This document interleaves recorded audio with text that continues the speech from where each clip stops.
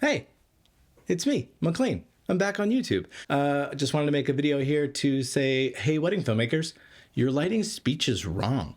I know that's a real clickbaity title for the video, but I wanted to make a video about why I think wedding filmmakers should stop using these lights to light speeches and instead use these lights to light speeches.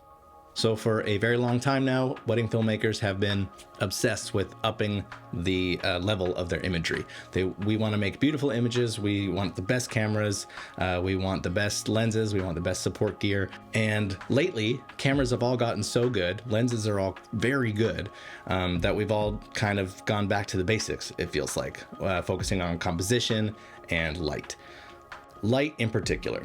We've really seen in the last 5 years kind of this focus on lighting speeches, making that look beautiful, because that's usually the darkest part of a wedding day. So a lot of us have been bringing, spotlights and doing a classic 2 or 3 point lighting setup. And it looks great. It's really solid. I've resisted it for a long time just because I feel like it looks very produced. I feel like it's an award show. The light doesn't feel very motivated other than just like stage lighting. Also, I feel like speech givers and guests it alters the mood for them. It feels a bit staged. Speech givers get a little more uptight because they are all of a sudden, lights, camera, action. Oh, I guess I'm delivering the speech like this, instead of it being a more relaxed thing, and therefore for the story, more natural and ultimately immersive for the viewer.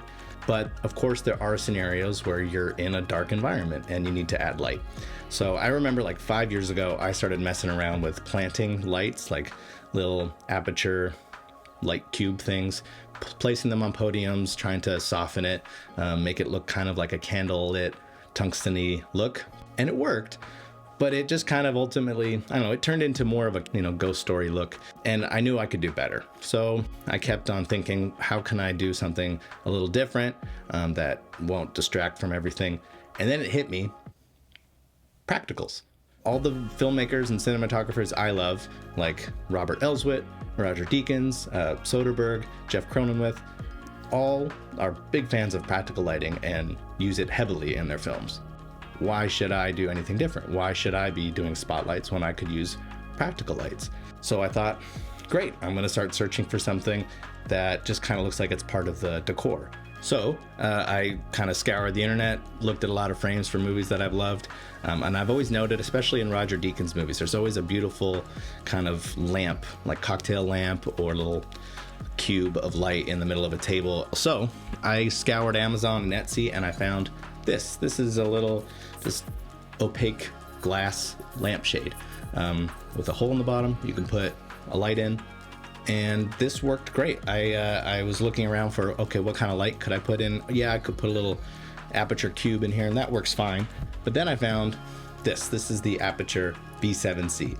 It's Bluetooth. You can power it via just a normal standard light socket, or there is a battery inside. You control the luminance, you can control the power, and you can do that all over Bluetooth as well. It's awesome. It's a great little light. And putting that in the lampshade, planting it on a cocktail table, worked great. I did that a few times and I was very happy with the result, but I knew I could do better, so I started looking around for different kinds of lamps. So I took a visit to Home Depot and I found this guy. This is just a cylinder lamp, opaque again, and it has the socket inside. You can plug it into a wall, and it's perfect. I put my Aperture B7C in here. I plug it in if there's power located nearby. If not, I can do the battery way and just hide the cord. And it's great. It's a bit more directional. Since it's higher, it can really throw off really beautiful light onto a speech giver, really flattering. So guests love it. And it worked so well. Photographers loved it. Guests were saying how helpful it was to be able to see what they were reading. And ever since discovering this is how I've decided to light all my speeches. There was a couple downsides. Since this lamp where the socket sits is a little high, the bottom half is a lot darker than the top half. It doesn't show up a ton on camera, but it is noticeable. So I went back to the drawing board and picked up this guy. This is the Aperture MT Pro, and it's awesome. Another little RGB Bluetooth controlled light. It doesn't do that the whole time. Yeah, and there you go. You can control the color temperature, and there is a little LCD on the back that tells you how much battery life you have left. There are even magnets here that you can throw this on anything metal and it'll stick there. And I've started putting I've started putting this in the lampshade like so to kind of solve that problem where it's not, it's light the whole way. And bonus, the backside's a bit darker, so camera side, it's not hot spotting like crazy. So this is my new go-to. I'm so happy with it. It kind of checks all the boxes for me. It's motivated light, it's not distracting from guests, and it's low profile, easy to pack, and bring along on wedding shoots. And I've even picked up a second one of these to put in front of couples when they're listening to speeches, just to bring up a little ambient light there. And that works great too. So I just think these are so versatile. This kind of lighting approach is very powerful, and you can do a lot with very little.